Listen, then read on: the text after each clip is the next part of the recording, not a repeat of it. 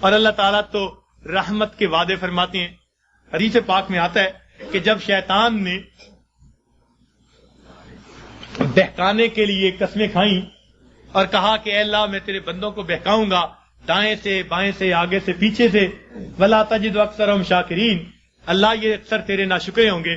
تو اس وقت فرشتوں کو بڑی حیرت ہوئی، کہنے لگے اے اللہ اولاد آدم کے لیے تو مشکل بن گئی. پوچھا کیسے؟ اے اللہ یہ شیطان دائیں بائیں آگے پیچھے سے بہکائے گا اور بندوں کے لیے تو کوئی راستہ ہی نہیں بچا. اللہ تعالیٰ نے فرمایا کہ میرے فرشتوں یہ دو سمتوں کو بھول گیا، ایک نیچے کی سمت ایک اوپر کی سمت. میرا گناہگار بندہ جب اپنے گناہوں پہ پریشان ہو کر میرے در پہ آئے گا اور میرے در پر آ کر ہاتھ پھیلا دے گا، چونکہ ہاتھ اوپر کی سمت کو اٹھیں گے، ابھی اس کے ہاتھ نیچے نہیں جائیں گے، میں اس کے گناہوں کو معاف فرما دوں گا. اور جب میرا بندہ اپنے گناہوں سے پریشان ہو کر اپنے سر کو سجدے میں ڈال دے گا، کیونکہ نیچے کی سمت سے شیطان اثر انداز نہیں ہو سکتا، میرا بندہ ابھی سر نہیں اٹھائے گا، میں اپنے بندے کے گناہوں کو معاف فرما دوں گا. تو شیطان نے ایک قسم کھائی تھی، فَبِعِزَّتِكَ، اللہ تیری عزت کی قسم میں تیرے بندوں کو بہکاؤں گا. اللہ تعالیٰ نے اس کے جواب میں فرمایا شیطان مردود تو قسمیں کھاتا ہے میرے بندوں کو بہکانے کے لیے، ورغلانے کے لیے. ذرا میری بات بھی سن لے کہ میرے بندے بتقاضائے بشریت گناہ کرتے رہیں گے اگر اپنی موت سے پہلے سچی معافی مانگیں گے. فَبِعِزَّتِي وَجَلَالِي، مجھے اپنی عزت کی قسم، مجھے اپنے جلال کی قسم، میں ان کی توبہ کو قبول کر لوں گا.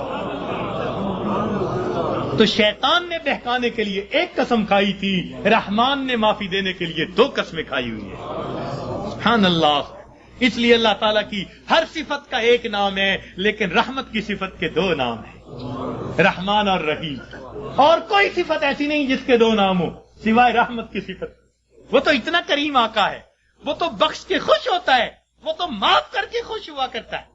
میں ایک مرتبہ بچیوں کو پردے میں درس دے رہا تھا، ایک جامعہ کی دور حدیث کی بچیاں تھیں، تو ان سے میں نے سوال پوچھا کہ بتاؤ دنیا میں سب سے آسان کام کیا ہے؟ ایک بچی نے جواب دیا کہ اپنی ماں کو منانا. میں نے پوچھا وہ کیسے؟ کہنے لگی جی کہ ہمارا یہ تجربہ ہے کہ ماں اگر اپنے بیٹے سے ناراض بھی ہونا تو بیٹی سے پوچھتی پھرتی ہے، اس نے روٹی کھا لی، اس کا بستر تو نے بنا دیا، اس کے کپڑے تو نے ٹھیک کر دیے. اب اوپر سے ناراض پھر رہی ہے، مگر ماں کی مامتا اس کو مجبور کر رہی ہے، لہذا بیٹی سے پوچھتی پھرتی ہے، بیٹی کے ذریعے اس کو کھانا پہنچا رہی ہے، دل سے ناراض نہیں. خفا تھی، بچے نے ستایا مگر دل سے خفا نہیں، اس لیے پوچھتی بھی پھر رہی ہے کہ بچے کو سب چیزیں مل گئیں یا نہیں مل گئیں. تو وہ کہنے لگی کہ جب ماں کی مامتا کا یہ حال ہے تو ماں کو منانا بہت آسان ہوتا ہے. میں نے کہا ہاں ماں کو منانا آسان صحیح، پھر بھی ماں کے پاس آنا پڑتا ہے. بچہ آ کر کہہ دے امی معاف کر دیں، ماں معاف کر دیتی ہے. بچہ آ کر ماں کا جسم دبائے، امی معاف کر دیں، معاف کر دیتی ہے. ہاتھ جوڑ دے، معاف کر دیتی ہے. اگر پھر بھی معاف نہ کرے، بچہ رو پڑے. ماں سے کبھی بیٹے کے آنسو نہیں دیکھے جاتے. کتنی ناراض کیوں نہ ہوگی جب دیکھے گی بچہ آنسو بہا رہا ہے، اپنے دوپٹے کے پلو کو لے کے آنسو پوچھے گی، کہے گی بیٹا رو نہیں، چل میں نے تجھے معاف کر دیا. تو ماں کو منانا دنیا میں اتنا آسان ہے. بچیاں کہنے لگیں، میں نے انہیں اس وقت بتایا کہ دیکھو ایک اور ذات ہے جس کو منانا ماں کے منانے سے بھی 70 گنا زیادہ آسان ہے، اور وہ پروردگار عالم کی ذات ہے. ماں کو تو پھر بھی زبان سے کہنا پڑے گا، پاؤں پکڑنے پڑیں گے، ہاتھ جوڑنے پڑیں گے، آنسو بہانے پڑیں گے. ایک وہ پروردگار ذات ہے جس کے سامنے بندہ تنہائی میں بیٹھا ہو، فقط دل کے اندر نادم ہو جائے، دل کے اندر شرمندہ ہو جائے اور دل میں پکارے پروردگار گناہوں کی معافی چاہتا ہوں، میں نے سچی توبہ کر لی، اللہ میں نے صلح کر لی، مجھے اپنا بنا لے، شیطان کے پنجے سے چھڑا لے.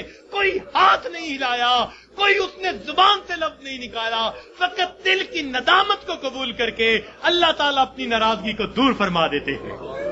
تو اللہ رب العزت کو منانا ماں کے منانے سے بھی 70 گنا زیادہ آسان. تو اپنے رب کو منا لیجئے. ابن قیم رحمت اللہ نے عجیب واقعہ لکھا، فرماتے ہیں میں گلی میں جا رہا تھا، میں نے دیکھا ایک دروازہ کھلا، ماں اپنے بچے کو مار رہی ہے، تھپڑ لگا رہی ہے اور کہتی ہے تو نے مجھے بڑا ذلیل کیا، بڑا پریشان کیا، نافرمان ہے، کوئی بات نہیں مانتا، نکل جا میرے گھر سے۔ وہ بچہ رو رہا تھا، دھکے کھا رہا تھا، جب گھر سے باہر نکلا ماں نے کنڈی لگا دی۔ فرماتے ہیں میں کھڑا ہو گیا ذرا منظر تو دیکھوں، بچہ روتے روتے ایک طرف کو چل پڑا، ذرا آگے گیا، نکر سے پہلے واپس آ گیا، پھر دروازے پہ کھڑا۔ میں نے پوچھا بچے واپس کیوں آ گئے؟ کہنے لگا سوچا تھا کہیں اور چلا جاؤں، پھر دل میں خیال آیا مجھے دنیا کی ہر چیز مل سکتی ہے، مجھے ماں کی محبت نہیں مل سکتی، میں اس لیے واپس آ گیا ہوں، محبت ملے گی اسی در سے ملے گی۔ کہتے ہیں بچہ بات کر کے وہی بیٹھ گیا، میں بھی وہی بیٹھا، بچے کو نیند آئی، اس نے دہلیز پہ سر رکھا سو گیا۔ کافی دیر گزری، ماں نے کسی وجہ سے دروازہ کھولا، ضرورت کے لیے باہر جانا چاہتی تھی، بیٹے کو دیکھا دہلیز پہ سر رکھے سو رہا ہے، اٹھایا، کیوں دہلیز پہ سر رکھے سو رہے ہو؟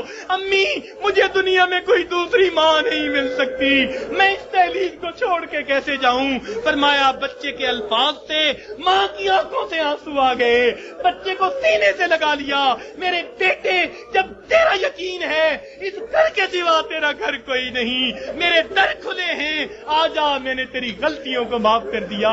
فرماتے ہیں جب گنہگار بندہ اپنے رب کے دروازے پہ اس طرح آتا ہے اور کہتے ہیں رب کریم میری خطاؤں کو معاف کر دے، میرے گناہوں کو معاف کر دے، اے بے قصوں کے دستگیر، اے دکھی دلوں کو سکون دینے والے، اے غمزدہ دلوں کو تسلی دینے والی ذات، اے پریشان دلوں کو سکون بخشنے والی ذات، اے بے سہارا لوگوں کا سہارا بننے والی ذات، اے گناہوں کے پردوں میں، گناہوں کو اپنی رحمت کے پردوں میں چھپا لینے والی ذات، تو میرے لیے رحمت فرما دے، مجھے در در کے دھکے کھانے سے بچا لے، اللہ اپنی ناراضگی سے بچا لے، میں صلح کرنے کے لیے حاضر ہو گیا ہوں، پروردگار آئندہ نیکوکاری کی زندگی عطا فرما۔ تو جب بندہ اس طرح پیش کر دیتا ہے اللہ رب العزت اس بندے کی توبہ کو قبول کر لیتے ہیں۔ اللہ تعالی ہمیں سچی توبہ کرنے کی اور توبہ کر کے یہاں سے اٹھنے کی توفیق عطا فرما دے۔ وآخر دعوانا ان الحمد